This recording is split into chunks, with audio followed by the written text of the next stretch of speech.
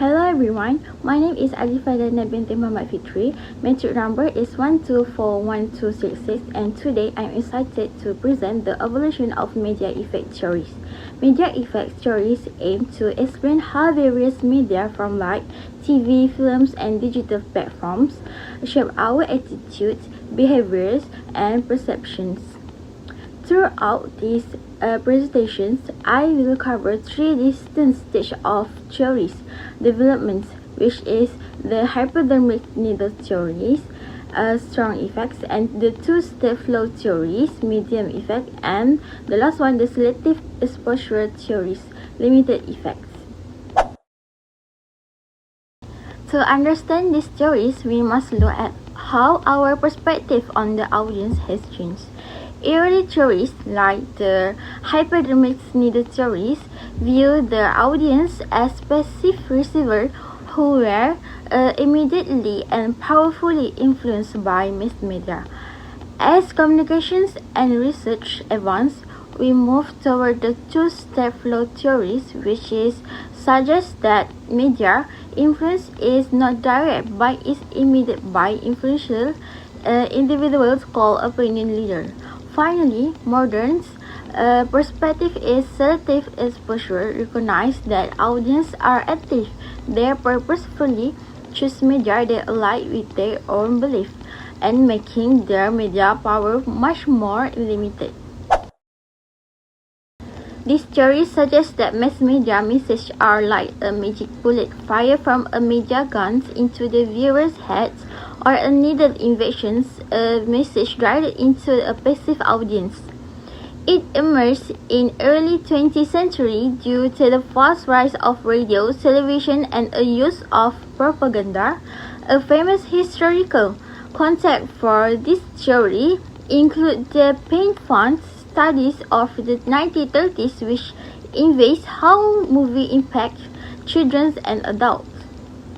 The core assumption was that people are powerless to resist the impact of media message.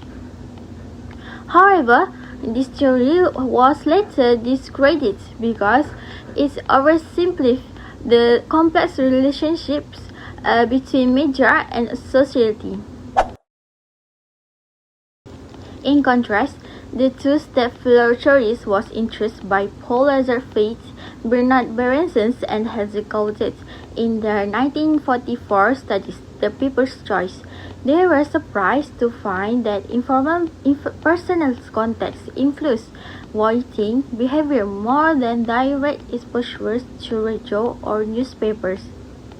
These theories operate in two stages. First, opinion leaders pay close attention to the mass media and receive the information. 2. These leaders then pass on their own interpretations to the general public.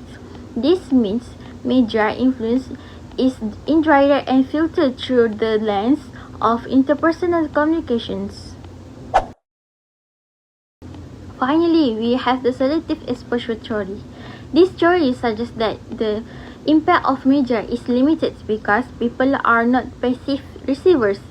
Instead, we use selective exposure to choose messages that match our existence, the individual differences, and values, while the two-step flow show that people are influenced by others.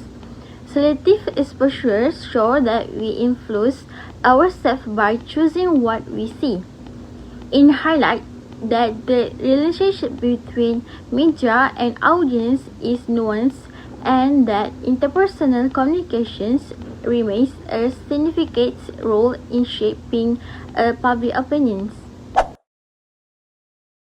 In conclusion, the evolution of these theories show a clear shift from seeing the audience as a helpless target to seeing them as active participants.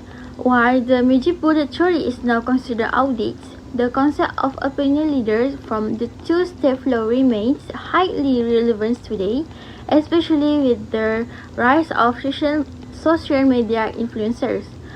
Understanding these theories helps us recognize the complex interplay of factors that influence media effect in our life. That's it all from me. Thank you very much for your kind attention. Thank you.